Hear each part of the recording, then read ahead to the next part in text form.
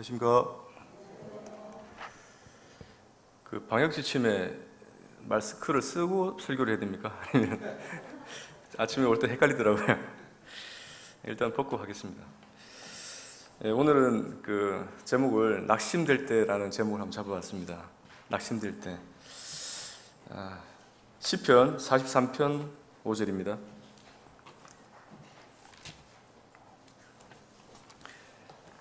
시편 43편 5절 말씀을 제가 봉독하겠습니다. 시편 43편 5절 말씀입니다. 내 영혼아, 내가 어찌하여 낙심하며 어찌하여 내 속에서 불안해하는가? 너는 하나님께 소망을 두라. 그가 나타나 도우심으로 말미암아 내 하나님을 여전히 찬송하리로다. 이 시편 기자의 고백은 지금 낙심이 많이 되고 있어요. 그래서 그 마음에 이제 불안한 마음도 있고, 그래서 그 불안한 마음을 어떻게 승화시키느냐, 하나님께 소망을 두라 이렇게 하면서 그 마음을 이렇게 전환하는 내용을 볼 수 있습니다. 저희가 이제 지금 시대가 코로나 시대라고 그러잖아요. 그래서 어떻게 보면 어떤 좋은 일들보다는 좀 좋지 못한, 또 낙심되는 그런 일들이 더 많은 것 같습니다. 그러면서 한편으로 또 생각해 보면 우리가 이렇게 낙심되는 일들이 많은데 성경 속의 인물들은 그러면 그런 일들 없이 그냥 살았을까? 이렇게 생각해 봤습니다. 그렇지가 않았습니다. 오히려 성경 속의 그 위대한 믿음의 사람들은 더 우리보다 낙심되는 일들이 많았고, 또 그것을 이겨냈다는 것을 말씀을 통해서 볼 수 있었습니다.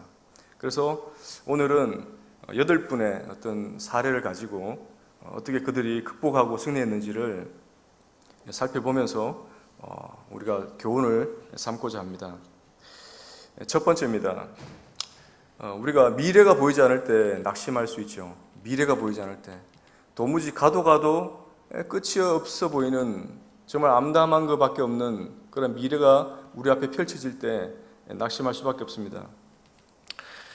찾아보니까 벌써 몇 년 전에 그런 얘기들을 했었죠. 3포 세대니 요즘 세대가 3포 세대, 5포 세대, 더 나아가서 지금은 7포 세대라고 그럽니다. 아시는 분들 아시겠죠.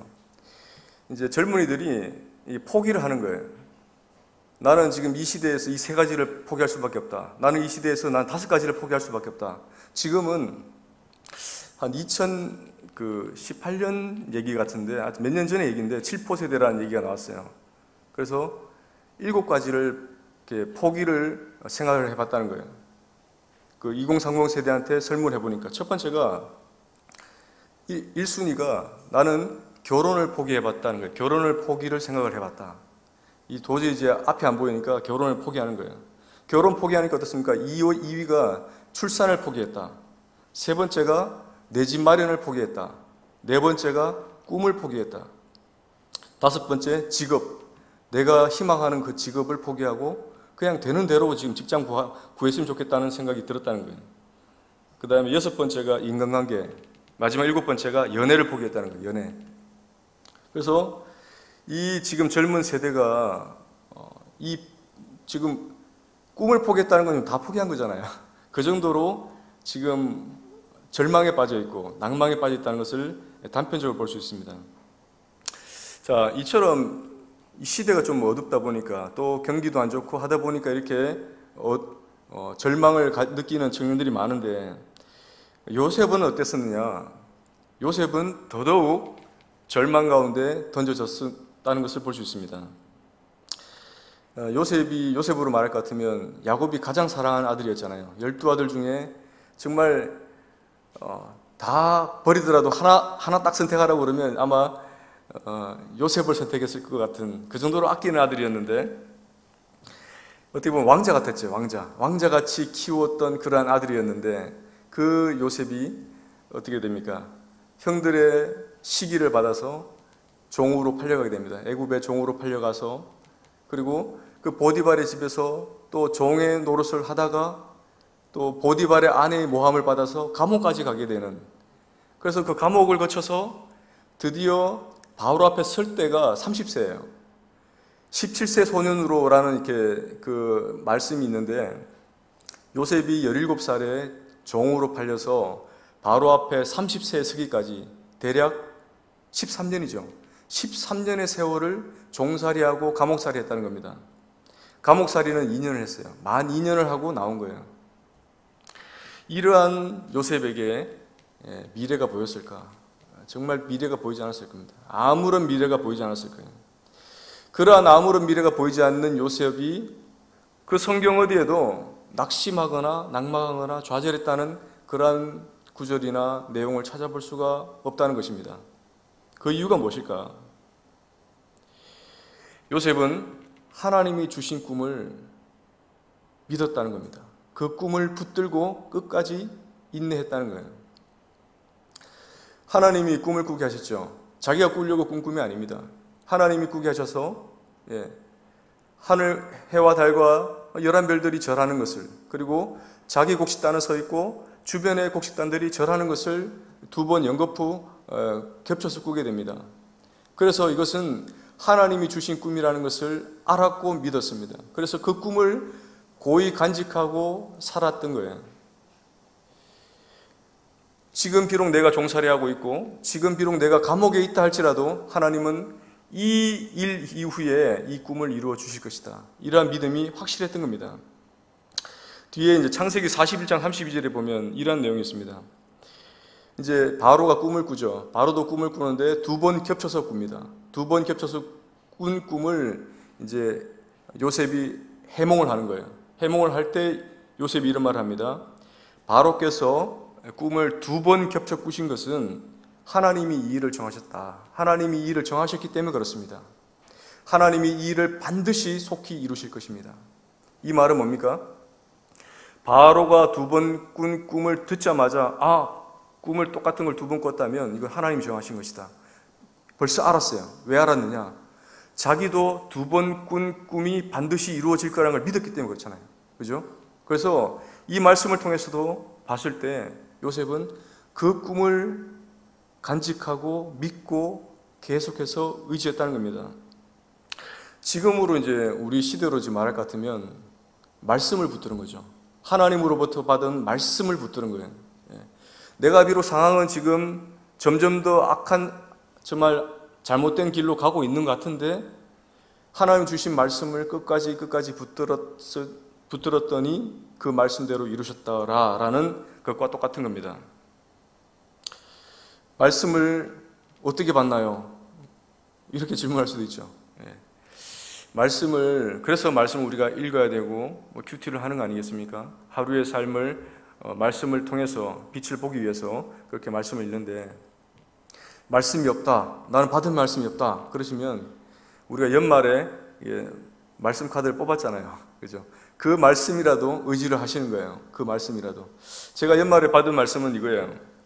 시편 41편 25절인데 의인은 고난이 많으나 여호와께서 그의 모든 고난을 이기게 그 모든 고난에서 건지시는도다, 이런 말씀이 있는데, 처음에 이제 그 말씀을 이렇게 받으면서 좀 이렇게 좋은 말씀은 아닌 것 같아요. 고난이 많다고 하니까 좋은 말씀이 아닌 것 같았었는데, 나중에 지나니까 하나님이 건지신다는데, 어떠한 상황이 와도 하나님이 건져주신다고 얘기했으니까, 말씀하셨으니까 이러한 믿음이 생기는 겁니다.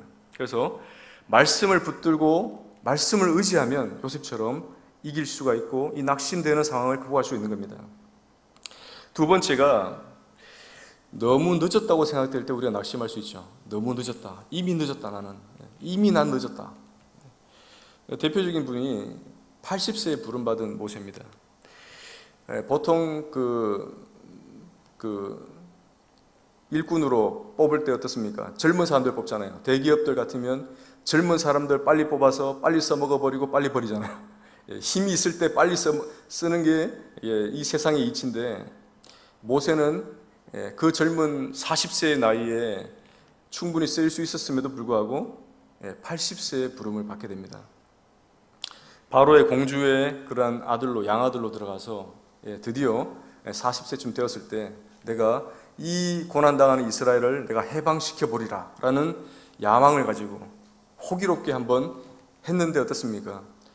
살인을 하게 되고 도망자 신세가 되게 됩니다. 그래서 40년 동안 미디안 광야에서 양을 치면서 목자 생활을 하게 되는 겁니다. 40년 동안 양과 함께 뒹굴다 보니까 이제는 말까지 잃어버리는 거예요. 양을 치는데 말이 필요 없잖아요. 양을 치는데 누구와 대화할 일도 없고 그러다 보니까 말까지 어눌해진 거예요. 그래서 이렇게 아무런 소망도 희망도 또 의지도 힘도 없는 그러한 상황이 되었을 80세의 나이에 하나님이 모세를 부르신 겁니다. 모세를 부르셔서 이스라엘의 인도자로 삼으셨어요. 인간적인 눈으로 봤을 때는 나는 이미 늦었어.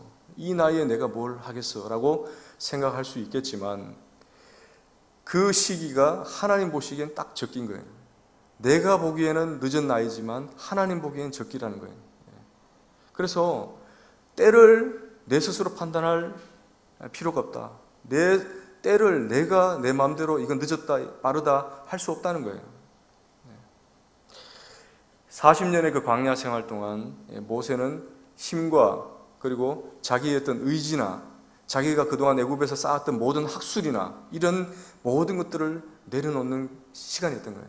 모든 것을 내려놨어요. 무장해제하는 거예요. 내가 뭔가를 할 수 있다고 하는 것들 다 내려놨습니다. 그러다 보니까 어떻게 돼요? 하나님이 이리로 가라 하면 이리로 갈 수 있고 저리로 가라 하면 갈 수 있고 심지어는 어떻습니까?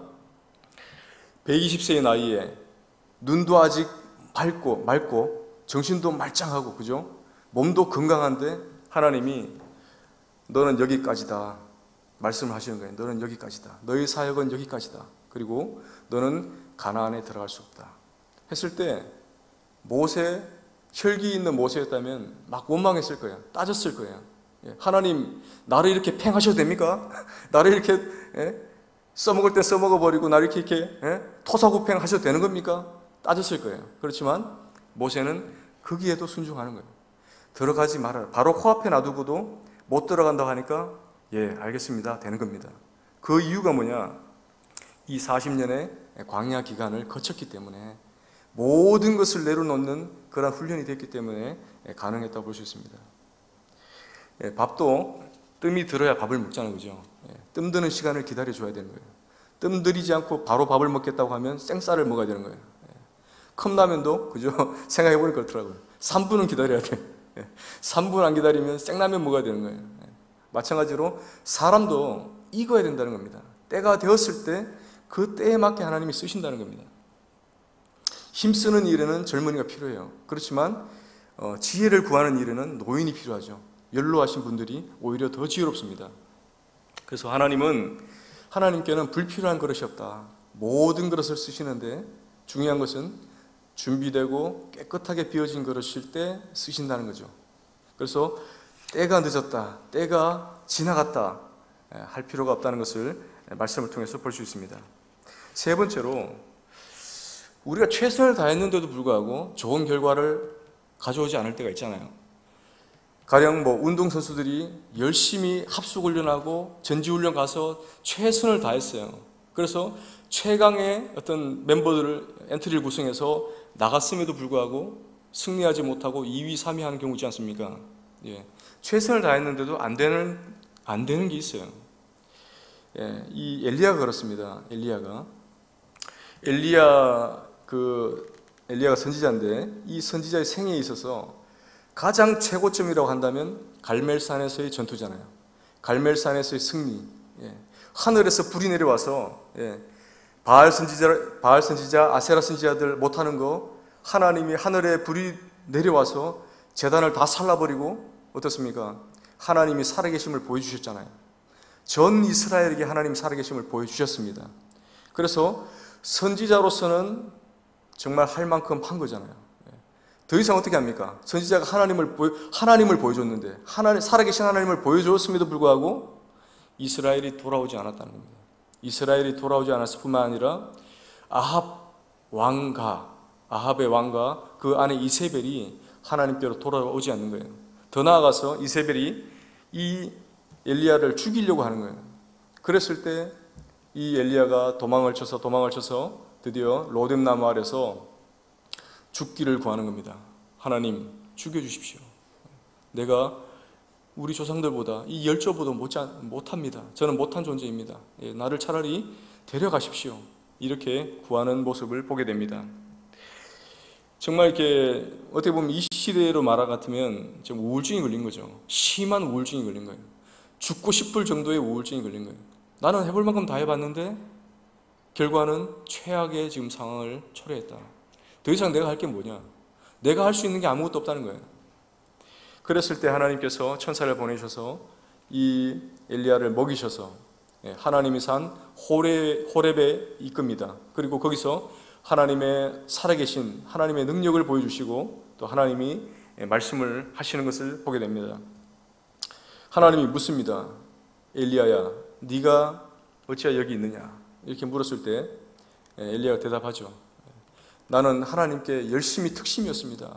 그래서 열심히 특심이고 내가 열심으로 지금 하나님을 섬겼는데 이스라엘은 하나님을 버렸고 하나님의 제단을 헐었고 그리고 지금 나를 죽이고자 나 혼자 남았는데 나마저도 지금 죽이려고 하고 있습니다. 엘리야에게 있어서 가장 절망적인 건 뭐냐? 이 북이스라엘, 아무런 희망 없는 북이스라엘에 그나마 남아있던 마지막 선지자인 자기마저도 죽이려고 한다는 거예요. 나 하나 끊어지면 이제는 믿음의 대가 끊어진다는 생각을 가지니까 절망적이었던 겁니다. 그랬을 때 하나님이 말씀을 하십니다. 너는 하사엘에게 기름을 붓고 너는 엘리사에게 기름을 부어서 네 사역을 승계해라. 그리고 네가 걱정하는 거 걱정 안 해도 돼. 너는 너 하나 남았다고 생각하지만 내가 장차 7,000명을 남겨두게 될 거야. 이렇게 약속을 해주시는 겁니다. 그래서 어떻게 보면 사역이 그 엘리야의 사역이 비극적으로 아주 슬프게 끝날 수밖에 없었던 그러한 상황이었는데 하나님이 영화롭게 그 사역을 마치게 해주셨습니다. 우리는 그래서 배워야 될 게 뭐냐? 최선을 다하는 거예요. 하나님이 맡겨주셨다면 그게 최선을 다하는 겁니다. 그리고 그 결과는 하나님께 맡겨드리는 겁니다. 그 결과가 어떻게 되든지 좋게 되면 너무나 좋겠지만 그렇지 않을 수도 있다는 것을 우리는 인정해야 됩니다. 그렇지 않을 수도 있다. 그렇지만 하나님은 엘리야와 엘리사로 이어지는 그 사역을 여전히 계승하셨죠. 그 말씀은 뭡니까? 하나님은 너 하나에서 끝나는 게 그런 하나님이 아니라는 거예요. 너 하나뿐만 아니라 너가 너 시대에서 가더라도 너 다음 세대도 내가 분명히 역사하는 나는 하나님이다. 그죠? 영원하신 하나님이시니까. 그래서 염려할 거 없다. 이런 말씀을 하시는 겁니다. 네 번째가 이건 좀 센 겁니다. 모든 것이 망했어요. 모든 것이 망하면 우리 낙심하잖아요. 정말 모든 것이 망해요. 더 이상 희망이 없다. 이거는 정말 희망이 없는 거 맞아요. 잿더미에 앉은 예레미야입니다. 잿더미에 앉아서 예레미야가 할 수 있는 게 뭐겠습니까? 울 수밖에 없잖아요. 그죠? 북왕국 이스라엘이 722년에 아수르에 의해서 완전히 패망하게 됩니다. 그리고 586년에 바벨론에 의해서 3차 침공에 의해서 완전히 망하게 돼요. 그때 이 예레미야는 벌써 망하기 40년 전부터 이 땅이 망할 거라고 예언한 선지자입니다. 그러니까 니들 빨리 하나님께로 돌아와야 된다고 했던 선지자였는데 이 선지자가 그 바벨론에 의해서 유다가 멸망되는 그 광경을 똑똑히 목격을 했다는 거예요. 그때까지도 망한 이후에도 살아남았던 선지자가 바로 예레미야 선지자입니다. 얼마나 괴로웠겠습니까? 예루살렘 성이 드디어 함락이 되고 백성들과 왕은 두 눈이 뽑힌 채로, 그죠? 두 눈을 뽑기 전에 어떻게 됩니까? 왕이 보는 눈앞에서 왕의 아들들을 다 죽여버리는 거예요. 왕의 아들들을 다 죽여버리고 왕을 두 눈을 뽑아서 사슬에 결박해서 바벨론까지 그 몇천 킬로 되는 거리를 끌고 갑니다. 모든 백성을 다 끌고 가버려요. 부녀자들은 전쟁이 일어나면 항상 비참한 게 뭡니까? 부녀자들이 희롱을 당하고 욕을 보잖아요. 그래서 욕을 당하는 그러한 모습을 다 보게 되는 겁니다. 젊은이들은 칼에 쓰러지는 것들을 다 목격하게 되는 거예요. 그리고 부모들이 다 끌려가니까 어떻습니까? 아이들, 남은 아이들, 특히나 젖먹이들, 또 어린 아이들은 남겨놨는데 그 아이들이 먹을 게 없어서 굶어 죽어가는 모습을 이 예레미야가 똑똑히 목격을 하고 어떻습니까? 울게 되는 거죠. 그래서 지은 것이 예레미야 애가입니다. 애가라는 그 말이 에카라는 건데, 에카, 그 히브리어로 어찌하여라는 뜻이에요. 어찌하여 이 성이 이렇게 망하게 되었는가? 어찌하여 이 백성이 이렇게 되었는가? 어찌하여 이렇게 우리가 제 위에 앉게 되었는가? 한탄하는 그런 내용이, 탄식하는 내용이 예레미야 애가에 나옵니다. 그럼에도 불구하고 예레미야가 낙심에만 머물러 있었던 게 아니라는 것을 알 수 있습니다. 예레미야가 3장 22절에 여호와의 자비와 긍휼이 무궁하심으로 우리가 진멸되지 아니하니이다. 이것이 아침마다 새로우니 주의 성실이 크도소이다. 모든 것이 망했다고 생각을 했어요. 그래서 정말 절망적인 순간에 있을 때 주위를 둘러봤습니다. 그랬더니 어떻습니까? 그래도 몇 명 살아있는 거예요. 그래도 완전히 멸망된 건 아닌 거예요. 그래도 살려서, 그 백성들을 살려서 포로로 잡아간 거예요. 만약에 다른 나라였다면 어땠습니까? 다 죽여버렸겠죠. 그래서 그 나라가 끝났잖아요. 모든 열국들은 망하면 그냥 그 나라는 끝납니다. 바벨론 지금 있습니까? 아수르 지금 있습니까? 없습니다. 다 망하잖아요. 그죠? 흔적도 없이 사라지게 되는데, 그래도 하나님이 남겨두셨네요. 이걸 깨달은 거예요. 그래도 하나님이 희망을 남겨두셨다. 그루터기를 남겨두신 거예요. 나무를 자르게 되면 나무 위에는 다 날아가 버리지만, 없지만 그 밑둥은 남아있잖아요. 그 밑둥이 또 자라서 또 나무가 되는 거예요. 거기서 이 예레미야는 희망을 본 겁니다. 아, 하나님의 긍휼과 자비가 이런 거구나. 비록 이스라엘이 범죄하여서 이 나라가 망했지만 그럼에도 불구하고 하나님이 버리시지 않았다. 그 이유가 바로 하나님의 자비와 긍휼이 있다는 것을 깨닫게 됩니다. 우리가 절망적인 상황을 만나게 돼요. 그 만날 때마다 우리가 기억해야 될 것은, 그래도 우리 하나님은 사랑이시다. 그래도 우리 하나님은 이 절망 가운데서 우리를 긍휼히 여기시는 분이다. 비록 우리가 잘못해서 매를 들고 때릴지라도, 매를 들고 때리는 아버지가 정말 그 아들이 정말 미워서 때리겠습니까? 아니잖아요. 그런 것처럼 그러한 하나님이 우리의 아버지가 되신다는 것을 믿고 의지하면 그러한 정말 참담하고 절망적인 상황도 이길 수 있을 것이라고 믿습니다. 이 믿음과 이 약속의 말씀대로 70년이 마치자 이 이스라엘이 회복되게 되고 돌아오게 되잖아요. 그러한 역사가 일어나게 된 것입니다. 그래서 우리는 절망하거나 좌절하거나 낙심에 머물러 있을 필요가 없다는 것입니다. 5번째입니다. 가정이 무너질 때 우리가 낙심할 수 있어요.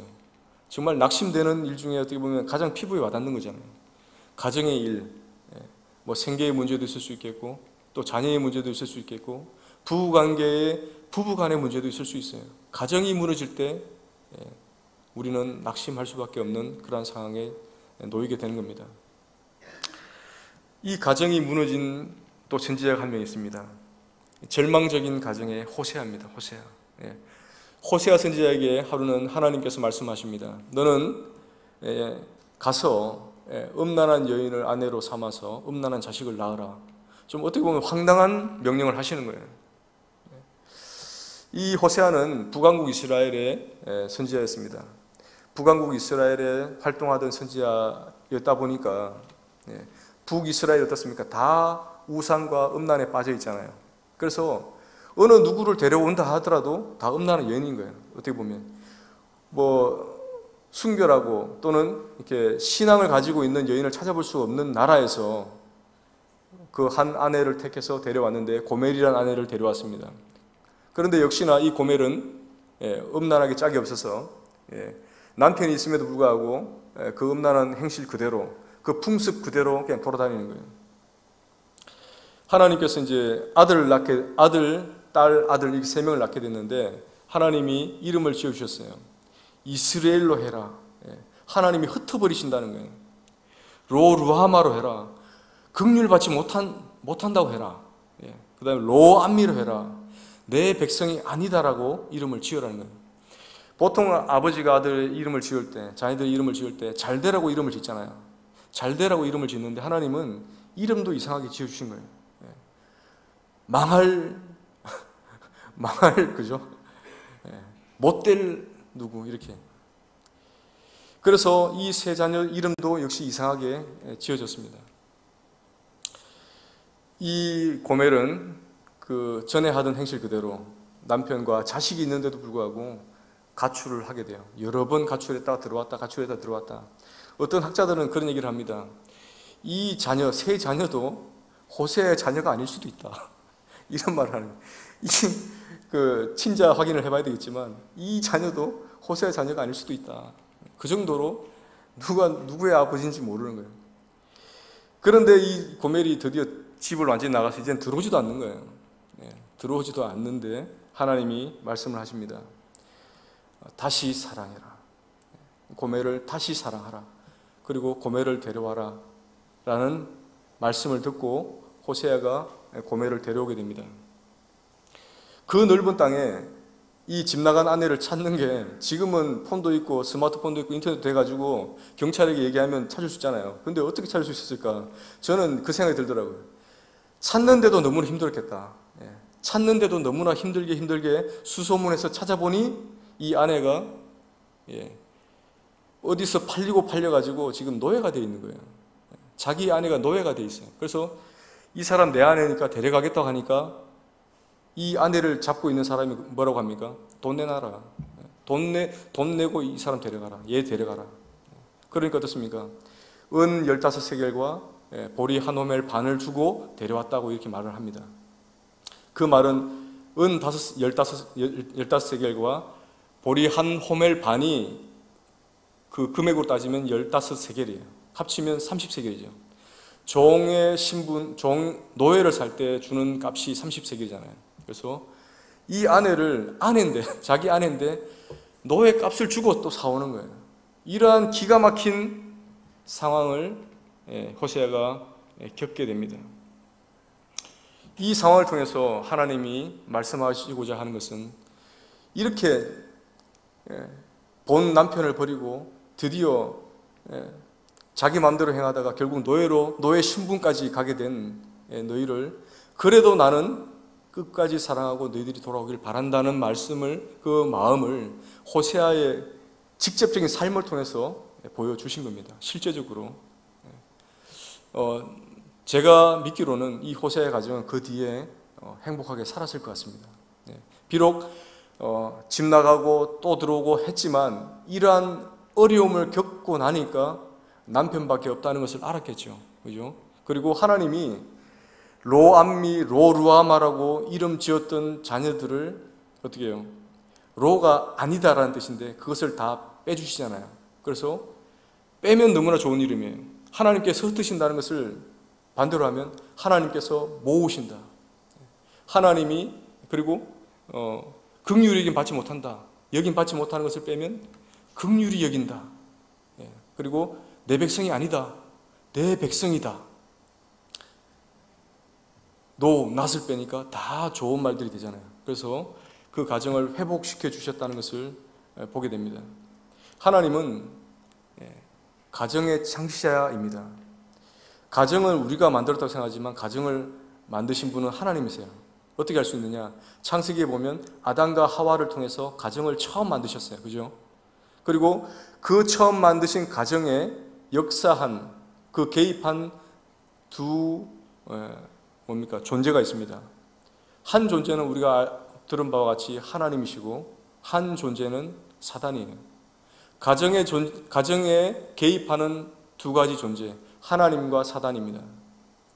그래서 가정에 하나님이 관심을 가지고 있는 것처럼 사단도 너무나 관심이 많아요. 그 가정에. 가정을 어떻게 하면 파괴시킬까? 가정에 관심이 많다는 거예요.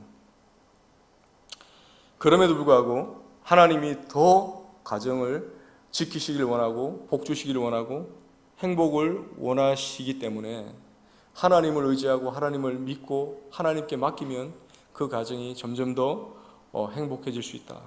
호세아의 그러한 예를 통해서 우리가 알 수 있습니다. 가정이 어려움을 당했을 때 우리는 하나님께 나아가야 됩니다. 다른데 누구를 의지하고 누구에게 상담받고 좋지만은 결국 궁극적으로 그것을 회복할 수 있는 분은 하나님이신 겁니다. 그래서 하나님께 의지했을 때 비록 이 가정이 무너져 간다 할지라도 낙심하거나 좌절하지 않을 수 있다는 것입니다. 여섯 번째, 자신에게 실망할 때 우리가 낙심할 수 있어요. 대표적인 인물이 베드로지 않습니까? 부활하신 예수님 만났어요. 부활하신 예수님을 만났음에도 불구하고 성경에 보면, 요한복음에 보면 어떻습니까? 나는 고기 잡으러 가노라 하고 가는 거예요. 고기 잡으러 그냥 간 게 아닙니다. 그죠? 그 내용을 보면 자신에게 실망한 거예요. 그동안 자신이 수제자라고 자부했잖아요. 이 뭡니까? 12명의 제자 중에서도, 그 중에서도 3명 안에 손꼽을 수 있는데 그 3명 중에서도 내가 이거야 이렇게 생각했던 사람이에요. 그래서 늘 제자들 중에서도 뭔가 좀 이렇게 으스대고 좀 안 했겠습니까? 그랬었던 베드로가, 다른 제자들은 그냥 도망갔지만 베드로는 3번 부인하고 도망가는 거예요. 이 사실에 대해서 자신은 용서가 안 되는 거예요. 자신이 용서가 안 되는 거예요. 다른 사람은 어떻게 생각할지 몰라도 자신이 자신에게 용서가 안 되는 거예요. 그런 베드로가 나는 고기 잡으러 가노라 하니까 제자들이 몇 명 따라가는 거예요. 그래서 밤이 맞도록 고기를 잡았는데 고기가 잡히지 않습니다. 고기를 잡다가 안 되고 있는 상황에서 멀리서 음성이 들립니다. 배 오른편에 그물을 던져라. 그 말을 듣고 배 오른편에 그물을 던지니까 그물을 들 수 없을 정도로 고기가 잡힌 거예요. 주님의 사랑하시는 제자 요한이 말합니다. 주님이시다 하니까 베드로가 겉옷을 두른 채 그 100m, 200m 되는 거리를 헤엄쳐서 가는 거예요. 자, 내가 잘할 수 있다고 생각하는 것 해봤지만 아무 소득이 없었을 때, 주님의 말씀을 들었을 때 그물이 찢어질 정도로 잡혔던 것을 보고 베드로가 생각했죠. 나는 이래도 저래도 이제는 주님의 손을 벗어날 수 없다. 주님의 도우심 없이는 나는 아무것도 할 수 없는 존재라는 것을 깨닫게 됩니다. 그래서 주님 앞에 왔을 때 뭐 할 말이나 있었겠습니까? 제자들이 오자마자 주님이 뭘 하셨느냐? 밥상을 차려놓으신 거예요. 밥상을 차려놓고 성경에 보면 조반을 차려놓으셨다고 했어요. 떡을 구워놓으시고 고기를 구워놓으시고 제자들이 먹습니다. 그 모습을 한번 생각해 봤습니다. 참 썰렁했을 것 같아요. 제자들과 주님이 이제 전에 같았으면 아주 그냥 즐겁게 얘기하고 식사를 했을 텐데 다 배반하고 도망갔다가 주님 만난 상황이다 보니까 조용히 밥만 먹는 거예요. 조용히. 특히나 베드로는 더 고개 푹 수그리고 밥만 먹는 거예요. 그런 베드로에게 주님이 말씀을 하시죠. 내가 나를 사랑하느냐? 3번 물으신 거예요. 주님이 단 한 번도 베드로에게 그런 말씀 안 했어요. 배반하고 도망간 베드로에게 참 너 실망이다. 너 그때 왜 그랬냐? 이렇게 물었던 게 아니에요. 그 마음을 알기 때문에, 이미 지금 베드로는 낮아지고 깨어진 심령이라는 것을 알았기 때문에 주님은 밥을 먹여주시고 베드로에게 묻습니다. 네가 나를 사랑하느냐? 사랑한다고 고백하는 베드로에게 다시금 제 사명을 주시죠. 깨어지고 낮아진 심령이 된 우리에게 주님은 인격적으로 다가오시는 분입니다. 결코 나무라거나 책망하거나, 물론 그런 때도 있긴 있지만 이미 낮아지고 깨어진 심령에는 그렇지 않다는 거예요. 그리고 우리는 생각할 때 일이 먼저라고 생각하지만 주님은 항상 관계가 먼저인 거예요. 주님과의 인격적인 관계 이후에 일이 있는 겁니다. 그래서 베드로와의 관계를 다시금 회복하시고 일을 맡기신 것을 볼 수 있습니다. 우리에게 실망한다면, 실망하고 있다면 그때는 바로 주님이 우리에게 인격적으로 임하실 때라는 것을 기억하고 낙심하지 마십시오. 7번째, 우리의 모든 계획이 중단되었을 때입니다. 바울은 열심히 3차 전도 여행까지 마쳤습니다. 그래서 복음을 전하고 드디어 예루살렘에 입성을 하게 돼요. 그런데 예루살렘에 오자마자 유대인들의 그 모함을 받고 고소를 받고 잡히게 됩니다. 그 고소 때문에 결국에는 가이사랴에 2년간 구금이 되는 거예요. 감옥에 갇히게 된 겁니다. 바울 입장에서는 생각해보면 그렇잖아요. 한시라도 빨리 지금 내가 지금 달려가야 할 길이는 많은데 내가 지금 로마도 보아야 되고 서바나도 가야 되고, 스바나 스페인 아닙니까? 땅끝, 그 당시 땅끝이라고 하는 스페인까지 내가 가서 이제 복음을 전해야 되는데 내가 지금 2년 동안 지금 잡혀 있는 거예요. 인간적인 생각으로 봤을 때는 너무나 소비되는 시간인 거예요. 소모되는 시간. 그렇지만 결코 하나님은 실수하지 않으신다는 것을 말씀을 통해 볼 수 있습니다. 이 바울이 잡혀서 가이사랴에 2년 동안 있었던 이유는 첫 번째가 바울의 보호 때문에 그렇습니다. 그 당시 치안이 잘 되지 않았잖아요. 치안이 좋지 않았습니다. 그렇지만 강력한 로마 군대의 호위 아래에 있는 사람은 누구나 보호받을 수 있어요. 바울은 바로 이 로마 어떤 군인들의 로마의 군인들의 보호 아래 2년간 보호되었기 때문에 이게 안전하게 있었던 겁니다. 그래서 가이사랴의 2년 기간은 하나님의 보호하심이었다. 두 번째는 잡혀 있기 때문에 그저 갇혀 있는 주변의 사람들에게 복음을 전할 수 있잖아요. 군인들과 또는 왕족들과, 그 당시 가이사랴에 많은 고관들이 왔다 갔다 했는데 그 사람들에게 복음을 전할 기회가 되었다. 세 번째, 주님이 바울을 부르셨을 때 이방의 선지자로 부르셨고 왕들 앞에 서야 될 것이라고 약속해 주셨어요. 말씀하셨어요. 그래서 이 바울은 왕들 앞에 서야 될 존재였어요. 그런데 3차 전도 여행까지 왕들 앞에 선 적이 없잖아요. 그런데 드디어 가이사랴에 가니까 왕 앞에 서게 되는 겁니다. 그 가이사랴에서 아그리빠 왕 앞에 서게 되고 나중에 어떻게 했습니까? 로마를 거쳐서 가이사랴 앞에 서게 되는 거예요. 그래서 이 모든 것이 하나님의 계획이었다. 우리가 생각할 때는 잘못되어 가는 것 같고 지체되는 것 같고 거꾸로 가는 것 같지만 하나님은 결코 실수하지 않으신다. 그리고 하나님의 계획대로 다 진행되고 있는 것이다. 그리고 그러한 불리한 상황마저도 하나님은 다 사용하시고 역사하신다. 그 믿음을 가지고 있다면 우리가 어떠한 상황을 만나더라도 낙담하지 않을 수 있다는 것입니다. 사명자는 그 사명이 다하기까지 결코 죽는 법이 없다고 합니다. 사명자는 그 사명이 다하기까지 결코 죽지 않는다. 내가 만약에 죽는다면 그것은 내가 사명을 다했기 때문이다. 그러한 믿음인 거죠. 그죠? 자, 8번째 마지막입니다. 세상이 절망적일 때. 세상이 절망적으로 느껴졌을 분이 누구냐? 사도 요한입니다. 사도 요한의 당시가 이제 거의 AD 한 100년 가까이, 92년에서 98년 그 사이, 그 어간인데, 사도로 부르심 받은 주님의 제자들이 다 순교를 당하죠. 그죠? 다 순교를 당하고 이제 마지막 한 명 남았는데 마지막 사도가 요한이었어요. 그런데 이 요한마저도 이 반모섬이라는 섬에 유배가 되게 됩니다. 그 당시 이 요한의 활동하던 당시가 그 도미티아누스라는 황제가 이제 그 다스리던 그런 때였는데 이 황제도 역시나 악한 사람이었어요. 그러다 보니까 기독교를 너무나 박해했는데 그러한 박해 속에서, 그리고 교회들은 어떻습니까? 박해를 하고 또 이단들이 난립하고 하다 보니까 기독교, 이제 예수님 믿는 믿음을 자꾸 버리려고 하는 거예요. 떠나려고 하는 배교의 움직임이 일어나는 거예요. 그러한 참 암담한 시점에 이제 반모섬에 갇히게 되었습니다.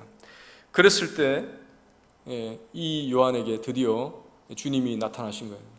영광의 주님이 나타나셔서 그 7교회로 대표되는 교회에게 직접적인 메시지를 전달하시고, 그리고 하나님의 그 놀라운 영광을, 말할 수 없는 그 영광을 보게 해주시고, 이 땅과는 비교가 안 되는 그러한 영광을 보게 해주시고, 그 다음에 이 땅에 임할 심판에 대해서 이 땅은 반드시 심판받을 것이라는 것을 보여주시고, 그리고 마지막에 도래하게 될 하나님의 영원한 영광의 나라, 그 나라를 보여주셨기 때문에 이 요한도 너무나 기뻤고, 그죠? 비록 모든 세상은 암담했지만 너무나 기쁨에 넘쳤을 것이고, 이 말씀을 읽는 자와 듣는 자, 보는 자 복이 있다고 했잖아요. 그래서 이 말씀을 교회들에게 전달했을 때 교회들도 얼마나 기뻤을까, 그죠? 비록 내가 지금 이러한 핍박을 받고 있고 어려움을 당하고 있고 이 세상이 정말 거꾸로 돌아가는 것 같은데도 불구하고 하나님은 이 말씀 그대로 이루실 거야 라는 믿음이 생기니까 기쁘잖아요. 그죠? 그래서 비록 내가 이 사람들에게 내가 핍박을 받지만 나중에 주님이 오셔서 이 사람들을 심판하게 될 날이 올 것이다. 그래서 이러한 주님의 메시지 때문에 어려움들을 극복할 수 있었다. 지금 시대를 봐도 그렇습니다. 시대가 거꾸로 가고 있는 것 같아요. 그죠? 역사를 다시금 되돌리고 있는 것 같다는 생각이 듭니다.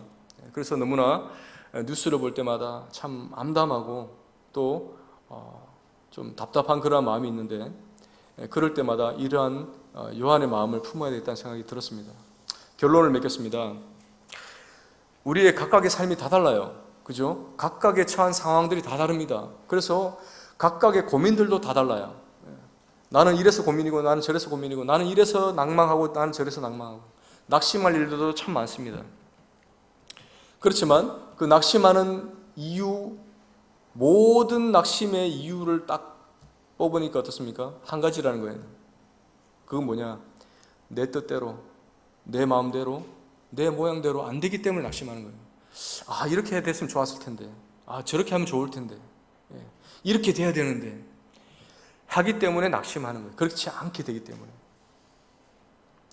나를 보면, 그리고 내가 처한 상황을 보면 낙심하고 낭망하고 할 수 있지만, 하나님을 바라보고 하나님의 도우심 바라보고 소망을 둔다면 낙심할 이유가 없습니다. 그죠?